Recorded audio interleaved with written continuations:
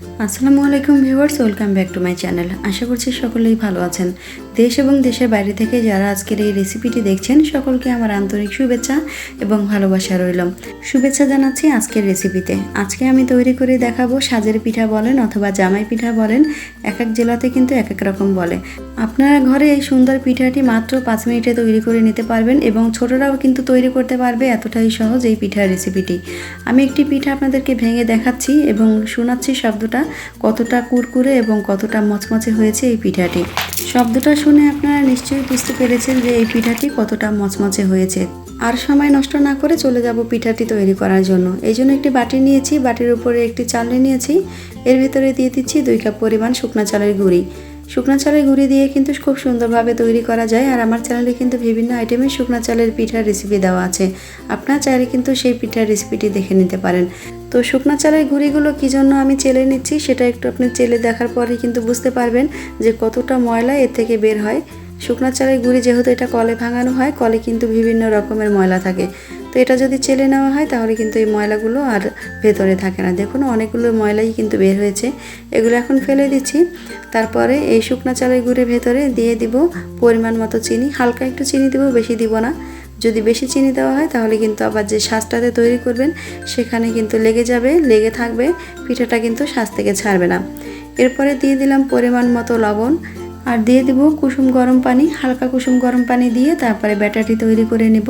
হালকা কুসুম গরম পানি দিয়ে যদি ব্যাটারটা তৈরি করা হয় তাহলে কিন্তু অনেকটাই ভালো হয়, যেহেতু এই চালটা ভিজিয়ে পাটায় বেটে নেওয়া হয়নি, এটা কলে ভাঙানো শুকনা চালের গুঁড়ি, সেজন্য একটু হালকা কুসুম গরম পানি দিয়ে ডোটা তৈরি করলে পিঠাটা অনেক ভালো আসে।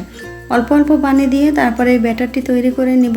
আর পানিটা একবারে দিব না, একবারে দিলে আবার পানিটা হয়তো বেশি হয়ে যেতে পারে, সেজন্য অল্প অল্প পানি দিয়ে ব্যাটারটি তৈরি করে নিব। দর্শক যারা আমার চ্যানেলে এখনও নতুন আছেন আর চ্যানেলটিকে সাবস্ক্রাইব করেননি, প্লিজ চ্যানেলটিকে সাবস্ক্রাইব করে রাখুন নতুন নতুন ভিডিও নোটিফিকেশন পাওয়ার জন্য। আর পাশে থাকা বেল বাটনটি ক্লিক করতে কিন্তু একদমই ভুলবেন না। আমার চ্যানেলে কিন্তু বিভিন্ন আইটেমের শুকনা চালের গুঁড়ি দিয়ে পিঠার রেসিপি দেওয়া আছে, চাইলে কিন্তু সেই পিঠার রেসিপিগুলো আপনারা দেখে নিতে পারেন। আশা করছি সেই নতুন নতুন রেসিপিগুলো আপনাদের কাছে অনেক অনেক ভালো লাগবে। তো পিঠার ব্যাটারটি কতটুকু ঘনত্ব থাকবে সেটা একটু আপনাদেরকে দেখিয়ে দিব। আর একটি কথা না বললেই নয়, এই ব্যাটারের ভেতরে কিন্তু আমি একটি ডিম দিয়ে দিয়েছি, একটি মাত্রই ডিম কিন্তু দিয়েছি, বেশি দিইনি।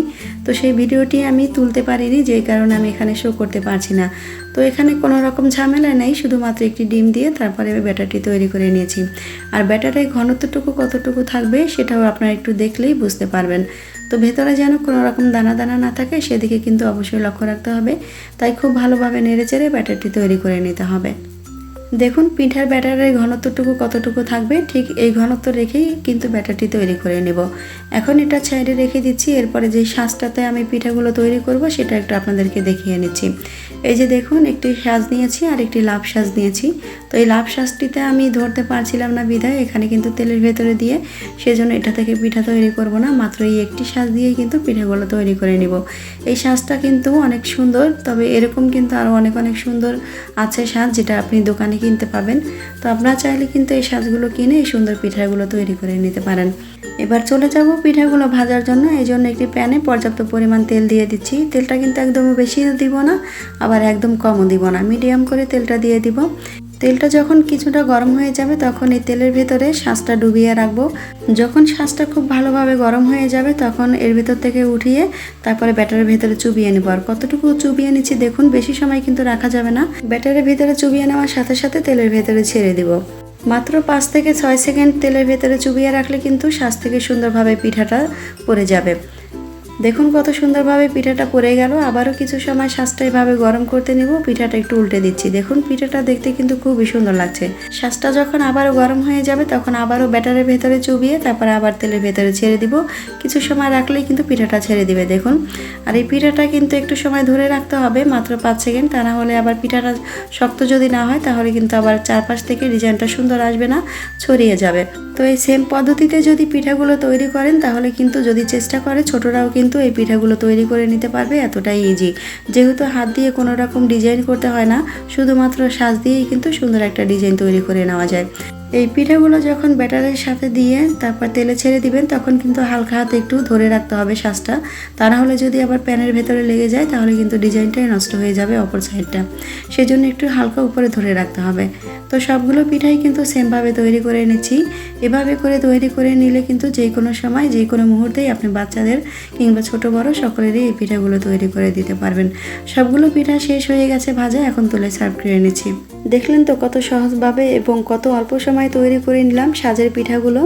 সাজের পিঠা বলেন জামাই পিঠা বলেন, এই পিঠাগুলো খেতে কিন্তু অসম্ভব মজার আর দেখতেও কিন্তু অনেকটা সুন্দর। আপনি ঘরে যে কোনো সময় এই পিঠাগুলো তৈরি করে নিতে পারেন।